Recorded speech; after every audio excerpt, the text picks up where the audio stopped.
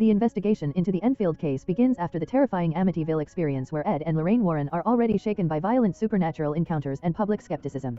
When a new report arrives from England about strange activity in a small council house in Enfield, they are drawn into a situation involving a single mother, Peggy Hodgson, and her 4 children. The family claims that their home is being disturbed by an unseen force that escalates from simple noises and moving objects into violent targeted attacks focused mainly on Janet, the second eldest daughter. At first the events seem questionable to outsiders, but they quickly grow more disturbing as witnesses, including neighbors and even police officers, report unexplained knocking, furniture movement, and sudden physical disturbances inside the house. As the activity intensifies, Janet begins speaking in a deep, unfamiliar voice, claiming to be an elderly man named Bill Wilkins who died in the house decades earlier from a brain hemorrhage. Recordings appear to confirm this strange voice, deepening the mystery and dividing opinions between believers and skeptics. Paranormal researchers, journalists, and critics all arrive, turning the Hodgson home into a public spectacle. Some argue the children are staging events for attention, while others insist the evidence suggests something genuinely supernatural. Ed and Lorraine Warren are brought in to observe the case, and Lorraine immediately senses a dark presence within the house, especially around Janet.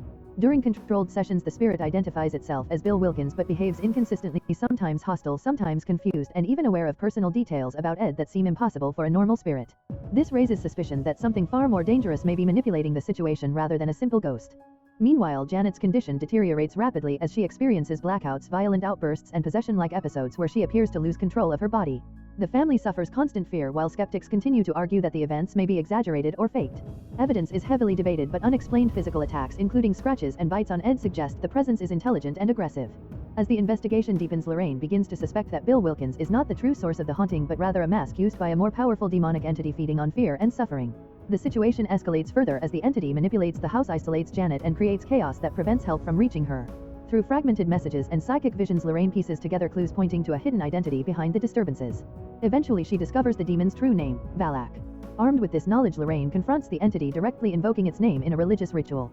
The act of naming weakens the demon's power, and a final confrontation unfolds as Valak attempts to resist expulsion. With Ed's help, Lorraine completes the invocation, banishing the entity back to hell and breaking its hold over Janet and the house.